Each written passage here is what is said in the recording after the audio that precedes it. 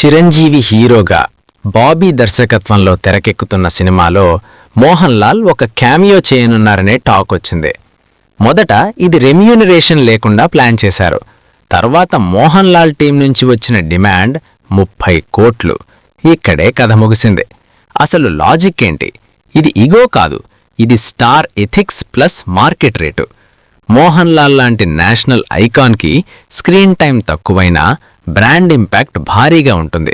ఫ్రీగా చేశాడు అన్న ప్రెసిడెంట్ భవిష్యత్ డీల్స్ని డ్యామేజ్ చేస్తుంది. అందుకే ఆయన స్టాండ్ తీసుకున్నాడు. మేకర్స్ ఎందుకు వెనక్కి తగ్గారు? ఇక్కడ కూడా క్లియర్ ఫ్యాక్ట్స్ ఉన్నాయి. ఇది మోహన్ లాల్ సినిమా కాదు, ఇది Chiranjeevi starrer. Already budget heavy.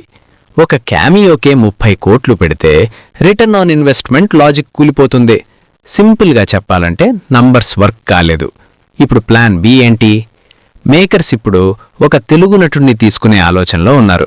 ఖర్చు తక్కువ, స్క్రిప్ట్లో మార్పులు ఈజీ, మార్కెట్ రిస్క్ కంట్రోల్లో ఉంటుంది. ఇది క్రియేటివ్ డౌన్గ్రేడ్ కాదు, ఇది ప్రొడక్షన్ సర్వైవల్ స్ట్రాటజీ. చివరి మాట, ఎవరు తప్పు? మోహన్ లాల్ తప్పు కాదు, తన మార్కెట్ను తాను కాపాడుకున్నాడు. మేకర్స్ తప్పు కాదు, లాజిక్తో బడ్జెట్ కంట్రోల్ చేశారు. ఇక్కడ ఓడిందెవరు? ఫ్యాన్ ఫ్యాంటసీ అంతే. సినిమా అంటే ఎమోషన్ కాదు, సినిమా అంటే ముందు బిజినెస్.